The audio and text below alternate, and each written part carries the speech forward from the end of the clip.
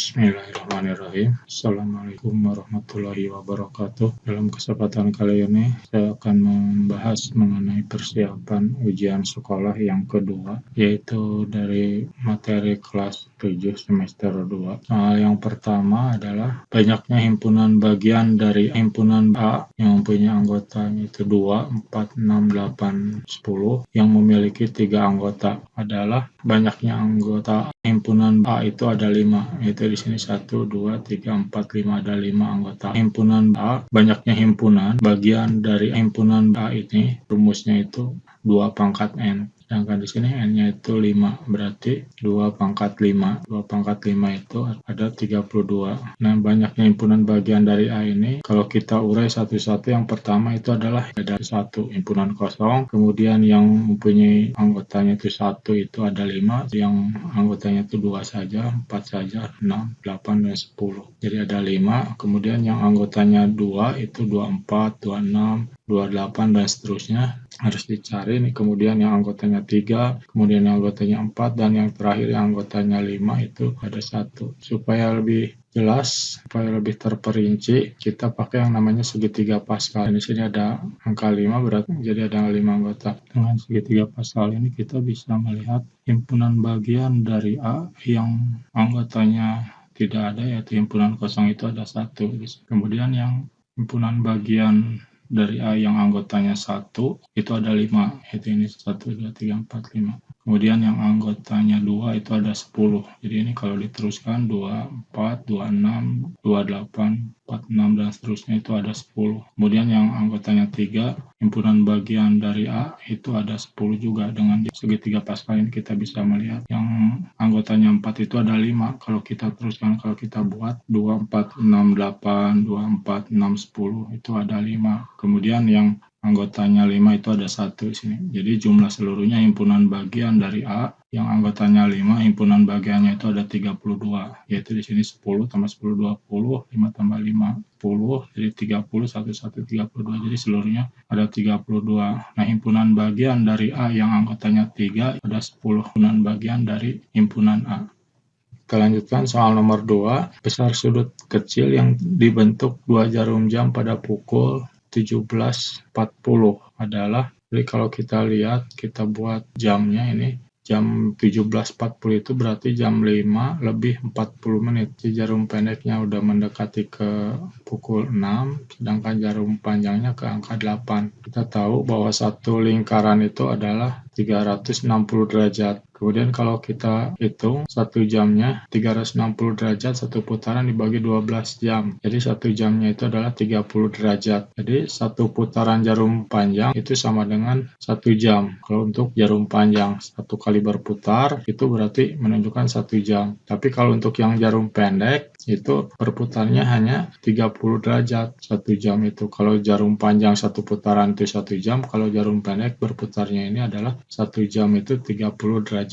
Maka untuk menentukan besar sudut pada pukul 17.40 di sini, ini ada 2 cara. Yang pertama di sini kita lihat dari 6 ke 8 itu ada 2 jam. Jadi 2 jam ditambah 20 menit. Dari 8 ke 12 ini masih 20 menit lagi. Berarti di jarum pendek ini mendekati ke angka 6 ini 20 menit lagi. Yang 2 jam ini 60 derajat, kemudian 20 menit ini kalau kita bentuk dalam derajat, 20 menit per 60 menit kali 30 derajat. Di 1/3 kali 30 itu berarti 30 bagi 3 itu 10 derajat. Besar sudut pada pukul 17.40 itu adalah 70 derajat. Atau cara kedua adalah ini 3 jam. Dari jam 5 sampai ke jam 8 ini 3 jam dikurangi yang sudah berputar, yaitu 40 menit. Jadi sejarum pendeknya ini udah berputar berapa derajat? Ini jarum panjangnya itu 40 menit. Jadi 3 jam itu berarti 90 derajat, 3 kali 30, 90. Kemudian yang udah berputarnya jarum pendek ini dari jam 5 ke sini itu adalah 40 menit per 60 menit kali 30 derajat. 40 per 60 itu adalah 2/3. Berarti 30 kali 2, 60. 60 bagi 3 itu 20 derajat. Jadi 90 dikurangi 20 itu adalah 70 derajat. Kita lanjutkan ke soal nomor 3. A berbanding B berbalik nilai dengan P banding Q. Jika A banding B sama dengan 4 banding 5 dan P banding Q sama dengan dalam kurung X tambah 10 berbanding 32, maka nilai X adalah, kita lihat perbandingan antara A dengan B ini 4 banding 5. Kita bisa menulis dalam bentuk pecahan, dalam bentuk ke bawah, A per B sama dengan 4/5. Titik 2 ini bisa jadi per. Kemudian P banding Q, kalau kita tulis juga dalam bentuk pecahan, ini P per Q sama dengan X tambah 10/32. Nah, karena A banding B berbalik nilai dengan P banding Q, maka ini berarti dikalikan aja. A per B kali P per Q. Berarti ini 4/5 kali dalam kurung X tambah 10/32. Jadi ini tinggal dikalikan saja. 4 kali X tambah 10 sama dengan 5 kali 32. 4 kali X itu 4X tambah 40 sama dengan 5 kali 32 itu 160. Jadi 4X sama dengan 120. Itu dari 160 dikurangi 40, maka X-nya itu adalah 120 bagi 4 itu adalah 30. Kita cek apakah betul kalau misalkan X-nya kita ganti dengan 30, itu berarti 30 tambah 10 itu adalah 40/32 bagi 8, berarti 40 bagi 8, 5, 32 bagi 8 itu 4, 5/4. Jadi 5/4 ini berkebalikan dengan A per B, yaitu 4/5. Kita lanjutkan soal nomor 4. Perbandingan panjang kedua diagonal belah ketupat 3/5. Jika luas belah ketupat itu 270 cm persegi, maka panjang kedua diagonal itu adalah, jadi perbandingan kedua diagonal berarti D1 banding D2 itu adalah 3/5. Kita cari pengalinya, berarti kita pakai variabel. Di sini kita buat misalkan variabelnya itu A, berarti 3A berbanding 5A. Luas belah ketupat itu adalah setengah diagonal 1 kali diagonal 2. Ini rumus belah ketupat. Maka kita masukkan luasnya itu adalah 270, D1-nya itu adalah 3A, dan D2-nya adalah 5A. Ini supaya hilang 1/2-nya, kita kalikan dengan 2. Maka 270 kali 2 itu 540, 2 kali setengah 1, jadi tinggal 3A kali 5A. Ini adalah 15A kuadrat, kita bagi 15. 540 bagi 15 itu 36, 15 bagi 15 itu 1. Jadi ini 1 kali A kuadrat. A kuadrat adalah 36, maka A-nya itu adalah 6. Karena A-nya 6, maka diagonal satunya itu adalah 3A. 3A kali 3 kali 6 itu adalah 18. Sedangkan D2-nya adalah 5A, berarti 5 kali 6 itu adalah 30 derajat, 30 cm.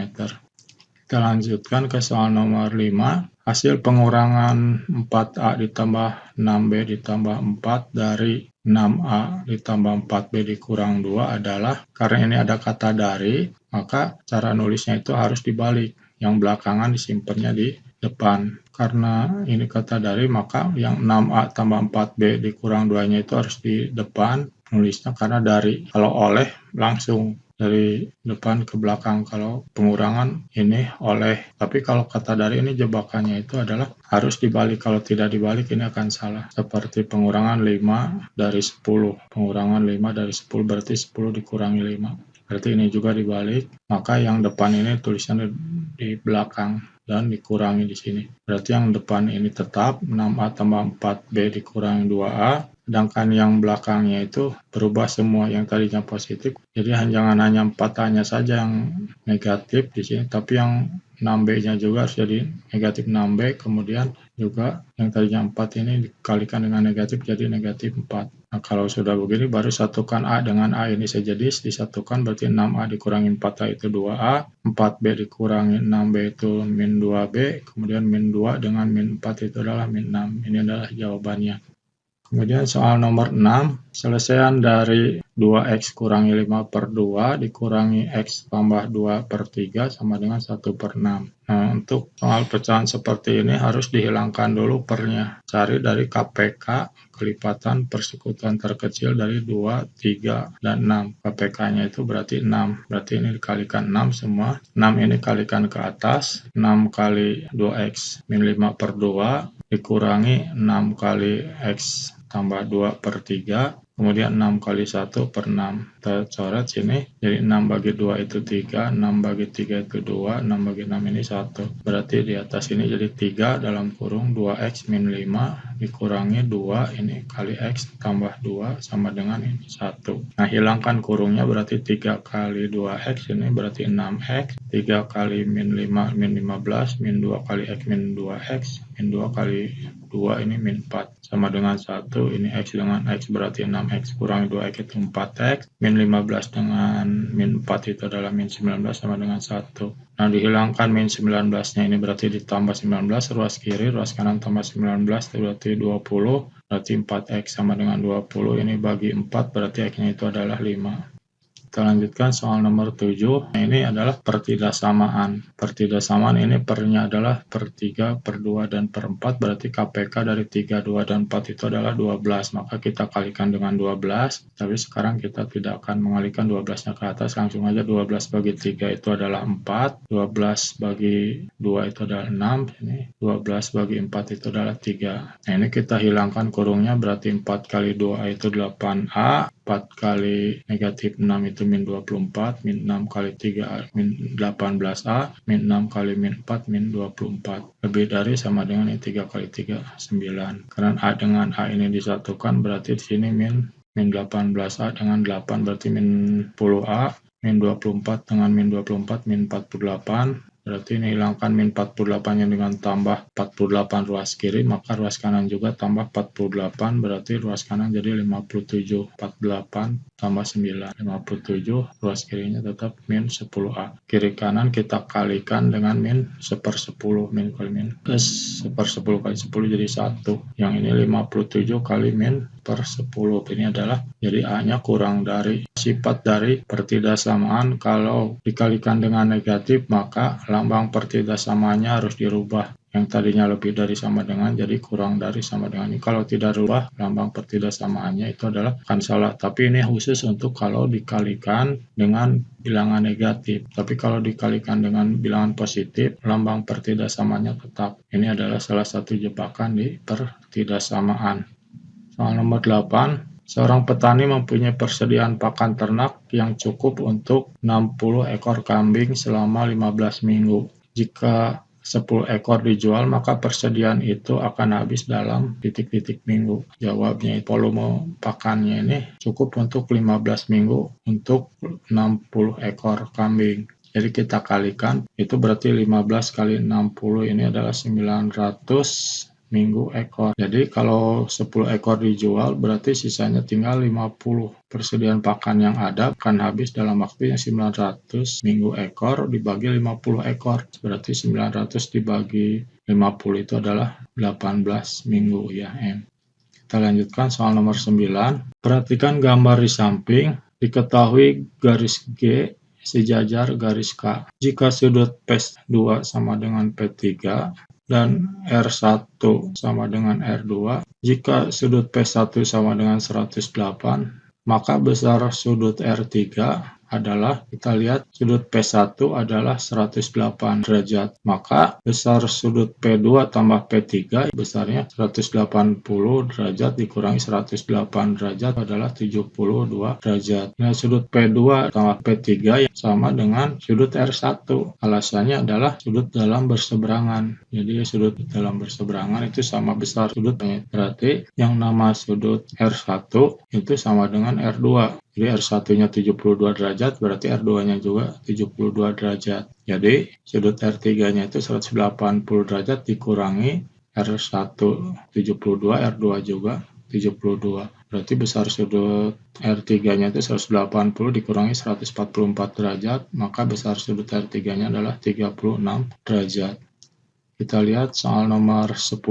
Di sini ada 3 buah persegi, masing-masing panjang sisinya 25 cm, 30 cm, dan 20 cm. Ditempatkan seperti pada gambar di samping ini. Luas daerah yang diarsir adalah, untuk penyelesaian ini harus ada alat bantu dulu. Jadi caranya itu harus dibuat dulu garis bantu ini. Jadi dibuat jadi persegi panjang. luas daerah yang diarsiri, berarti luas persegi panjang ini seluruhnya, dikurangi luas daerah segitiga 1, ditambah luas segitiga 2, ditambah luas persegi panjang yang kedua ini. Luas persegi panjang yang besar itu berarti panjangnya ini 75, lebarnya itu 30. Segitiga lebarnya ini adalah 30, panjangnya 25 tambah 30. Jadi luas segitiga itu setengah kali panjang kali lebar. Kemudian yang segitiga yang kedua ini adalah setengah kali lebarnya ini 20. Sedangkan tingginya ini adalah 20 tambah 30, berarti 50. Kemudian luas persegi panjang yang kedua ini 20 kali 10 lebarnya. Berarti 20 kali 10. Ini di 30 bagi 2, 15. 20 bagi 2 itu 10. Jadi luas daerah yang dirasir itu 75 kali 30 itu adalah 2250. Sedangkan ini berarti 15 kali 55 itu 825. Ini 10 kali 50 500, 20 kali 10 200. Berarti luas yang diarsir itu 2250 dikurangi 825 tambah 500 tambah 200 itu 1525.